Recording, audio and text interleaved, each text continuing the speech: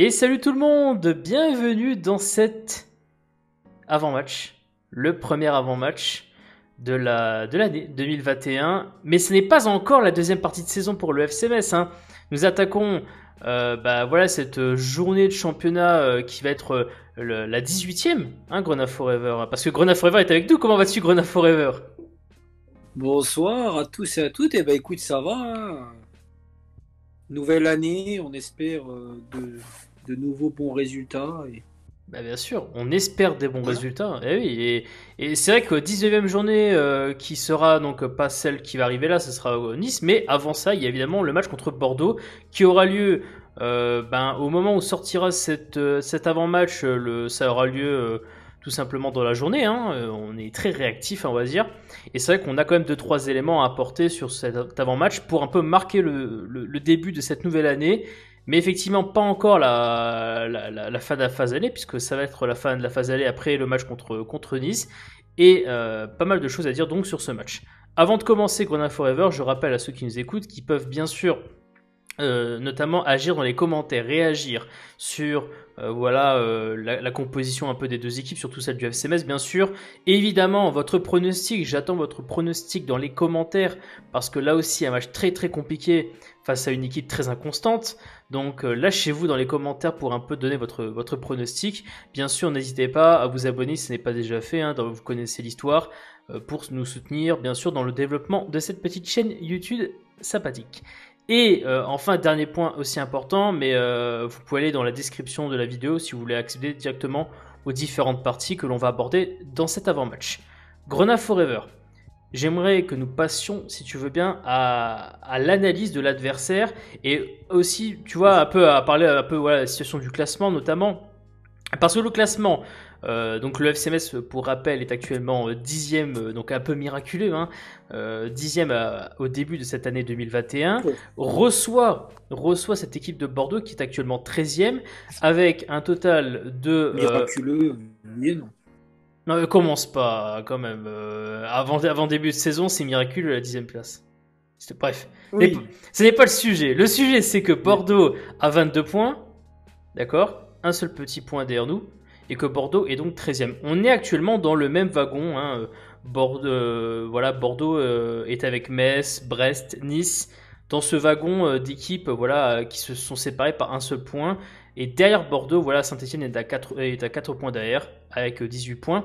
Et donc, ces deux équipes, Metz et Bordeaux, qui sont actuellement dans le même train, avec justement pas forcément les mêmes objectifs des deux équipes, hein, parce que si on regarde Bordeaux Grenat Forever, qui est une équipe, et je l'ai dit il y a quelques secondes, mais qui est assez inconstante, hein, dans ses résultats, notamment parce que il y a des bonnes phases.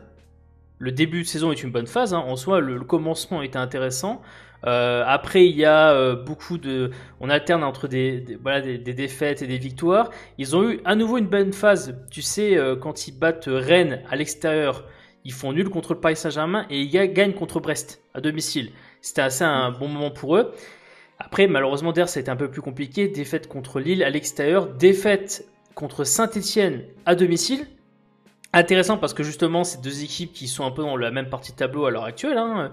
Et puis après, victoire contre Strasbourg, ça les a permis un peu de se relancer donc à l'extérieur en plus. Mais par contre, le dernier match qui a eu lieu donc en 2020 contre Reims, défaite 3 buts 1 à domicile. Et donc là, Bordeaux vient donc à l'extérieur, Grenat Forever. Euh, Cette équipe de Bordeaux qui est pas simple, on peut dire. Parce que c'est la bête noire.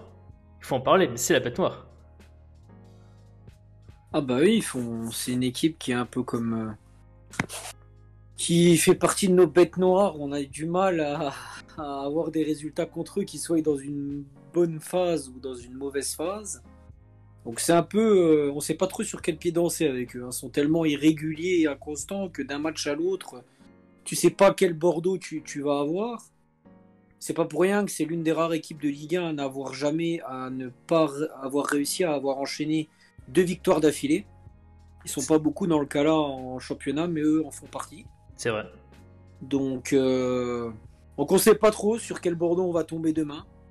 Ouais, et c'est vrai que Bordeaux est une équipe, alors on s'en souvient l'année dernière notamment, ce match Metz contre Bordeaux, où justement on démarre très très bien la rencontre. Je crois que c'est Nian qui nous met un superbe but, tu sais, une sorte de reprise de volée à l'extérieur de la surface, si je me trompe pas. Malheureusement, d'ailleurs, on prend le carton rouge. Ah bah ça change tout, hein. C'est ce qui change. Qui change tout. On blinde comme pas possible la défense pour essayer de rapporter quelque chose, et finalement on va se faire prendre un but, et puis on va se faire crucifier, hein, en fin de match, en deuxième mi-temps, et donc c'était un très mauvais souvenir. On espère bien sûr que ce sera différent à la fin de la rencontre. Tu parlais juste du fait que voilà, Bordeaux est une équipe qui a du mal donc à avoir, tu sais, de la constance. Petit rappel, mais c'est vrai que Metz est dans une phase qui, malgré la défaite contre Rennes à l'extérieur juste avant la nouvelle année, était reparti sur un rythme un peu plus intéressant, avec notamment depuis le nul contre Strasbourg à l'extérieur, on avait enchaîné sur une victoire à domicile, une victoire à l'extérieur 2-0 contre Montpellier, puis une victoire à domicile 2-0 contre Lens. Et c'est vrai que on va dire que même, tu vois, même après la défaite contre Rennes, on peut dire qu'on était un peu plus rassuré sur, tu sais, une sorte de constance retrouvée, tu vois. Contrairement à Bordeaux qui est un peu dans l'inconstance. Ah bah on a fini le mois de décembre tambour battant. On est sur 4 matchs quand même intéressants dans le contenu. On est quand même en confiance, hein. Même le match à Rennes, hein, malgré la défaite, on sentait quand même les joueurs qui avaient de la confiance, qu'avec les absents, voilà, mais on va jouer une équipe bordelaise inconstante. On est un peu sûr de nos forces en ce moment dans ce nouveau système. À voir si demain, à voir comment l'équipe va aborder ce match. Évidemment, parce que transition parfaite, tu as évoqué l'aspect tactique, système. Et il faut qu'on en parle. C'est que Metz va recevoir une équipe de Bordeaux qui, quand on regarde un peu les différents systèmes employés depuis le début de saison, et surtout les résultats obtenus avec les différents systèmes, aussi entre le 4-4-2 et le 4-2-3-1, tu vois, depuis le début de la saison, avec une tendance plus forte plus pour le 4-2-3-1, tu vois. Surtout le 4-2-3-1, depuis qu'un certain joueur était revenu de blessure et est titulaire, quoi. C'est ça.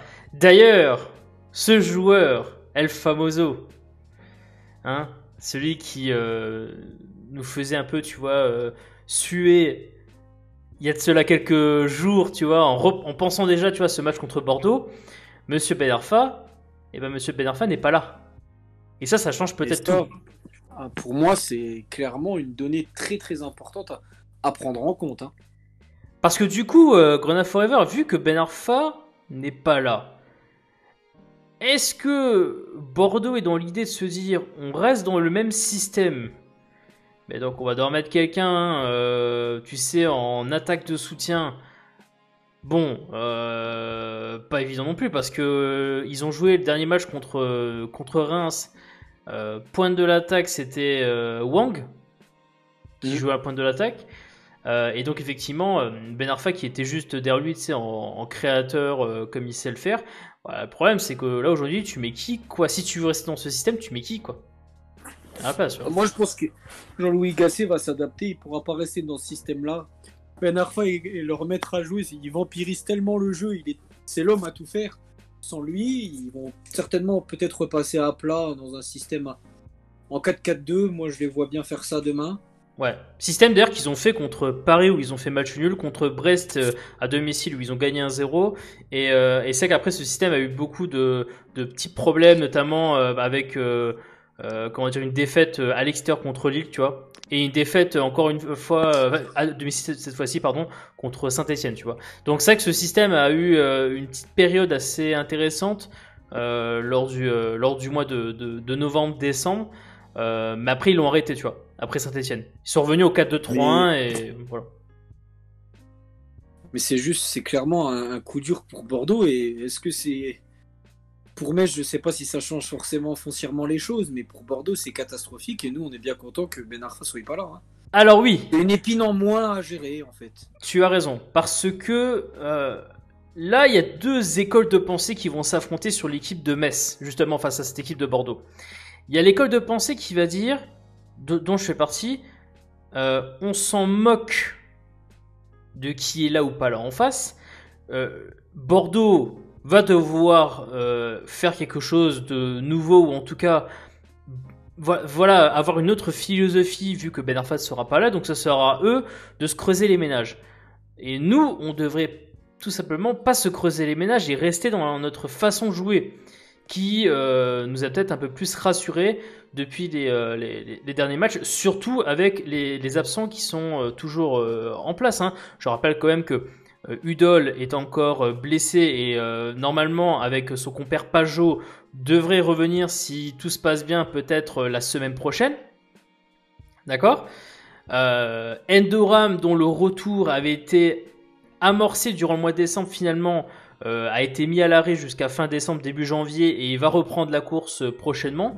Donc tu as encore quand même des blessés et aussi un autre blessé dont il faut pas oublier qui a été annoncé juste avant pas avant mais carrément au début de la reprise vers le 29 ou 30 décembre, mais Opaetket est absent pendant 3 semaines. Et donc là, à un moment donné, un sérieux coup dur. c'est un sérieux coup dur. Donc la question, c'est ce que Metz va. Moi, à mon sens, je fais partie de l'école de pensée qui se dit on change rien, on reste avec le système qui va le plus nous rassurer au vu des derniers résultats et on laisse Bordeaux se creuser les ménages pour essayer d'aligner quelque chose qui va les aider pour ce match. Toi, Grenade Forever, je sens que t'es pas vraiment dans cette école de pensée. Toi, t'es un peu joueur, toi. J'ai l'impression. Bah, joueur, oui et non. Je me dis que, étant donné que Ben Arfa n'est pas là, est-ce que Frédéric Antonetti aura je sais pas, l'intuition de se dire un peu comme avant le match contre Dijon, de pourquoi pas repasser en système à 4 parce qu'il n'y a pas Ben Arfa. Après coup, après réflexion, je me dis que, étant donné qu'il a eu cette piqûre de rappel contre Dijon, et que C'est ça a vrai. pas fonctionné, je pense pas forcément qu'il tentera le diable.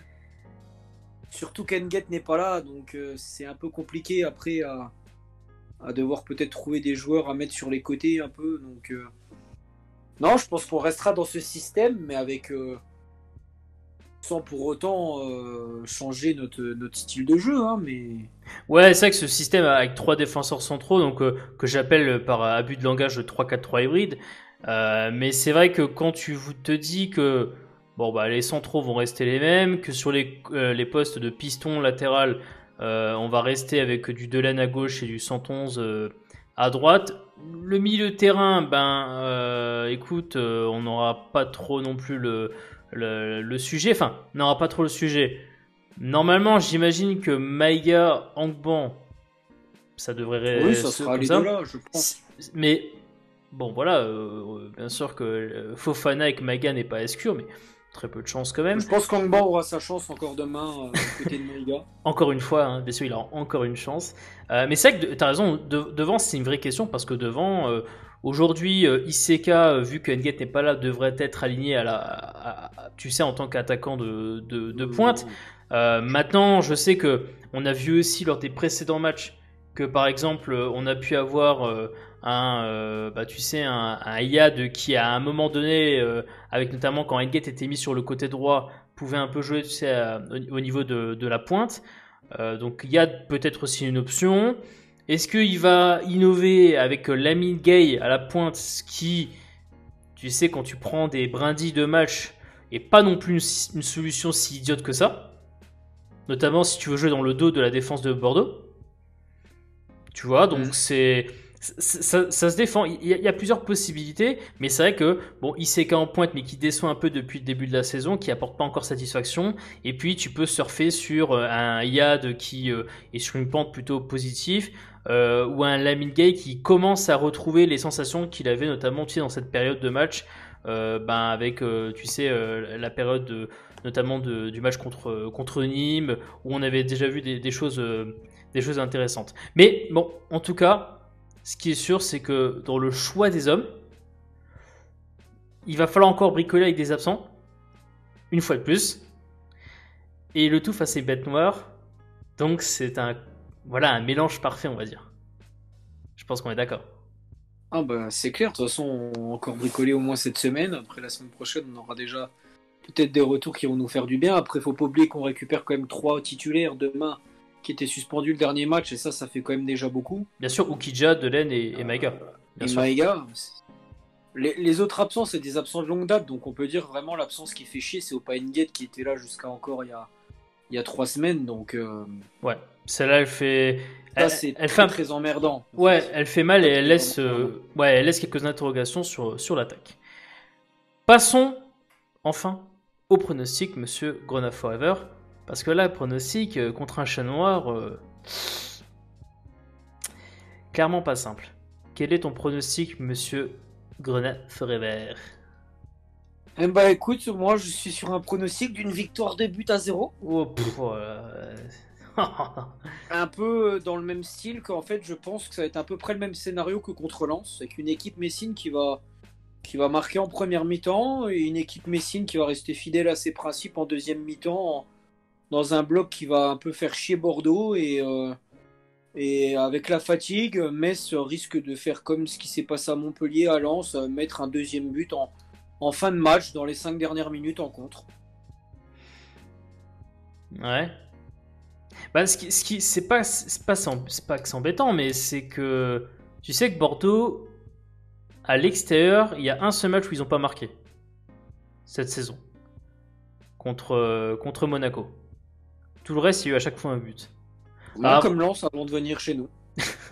Ok. Ah ouais. Non, Et puis tu vas me dire que Ben Arfa n'est pas là. et Ben Arfa, c'est vraiment, moi, certains supporters bordelais qui me disaient, c'est vraiment, les résultats de Bordeaux dépendaient en grande partie de l'état de forme de Ben Arfa. Si Ben Arfa était dans un grand soir, on pouvait s'attendre à un grand Bordeaux. Si Ben Arfa était dans un mauvais soir, c'est tout le jeu de Bordeaux qui en pâtissait. Ouais. Écoute, Donc moi... justement, est-ce que le fait qu'il soit pas là, ça va pas libérer certains joueurs ou ça aura l'effet inverse, et que justement, sans lui, ils vont pas arriver à se trouver. Ouais, je sais pas, moi en tout cas, ce que je sais, c'est que la peur va s'installer. Je dis un partout. Je vois Metz marquer un but, au moins. Il y a quand même l'attaque qui est impactée par l'absence de Hedgate, hein, ça va quand même peser. Mais Bordeaux est un chat noir, donc je ne vois évidemment prendre un but, bien évidemment, hein, sur coup de pied arrêté, juste pour ajouter encore un peu plus de dose de chat noir. Hein. Et donc voilà, donc un partout pour moi. Et donc toi, victoire du FC Metz 2-0. Bien sûr, dans les commentaires, votre pronostic, dites-le nous, discutons-en tous ensemble, hein, pour la joie et la bonne humeur que ça va nous procurer ce match, encore une fois sans spectateurs, hein, malheureusement, et ça risque de durer comme vous le savez. On a fini cet avant-match de la rencontre entre Metz et Bordeaux. Encore un grand merci à toi, Grenat Forever, d'avoir participé à cet avant-match. Bon, merci à toi, hein, surtout. Hein. Pour les autres, ceux qui nous écoutaient, bien sûr, n'hésitez pas à vous abonner à la chaîne, hein, c'est gratuit. Et en plus, ça nous fait énormément plaisir d'avoir votre soutien. On se retrouvera probablement pour le débrief qui sera en ligne, si tout se passe bien, quelque chose comme vendredi matin. Voilà. Et puis, bien sûr, après, vous aurez l'enchaînement des matchs, hein, puisque Nice va arriver très rapidement, hein, fin de semaine, un nouveau match, pour marquer cette fin de phase aller. Protégez-vous bien avec les masques, et évidemment, les autres aussi, protégez-les.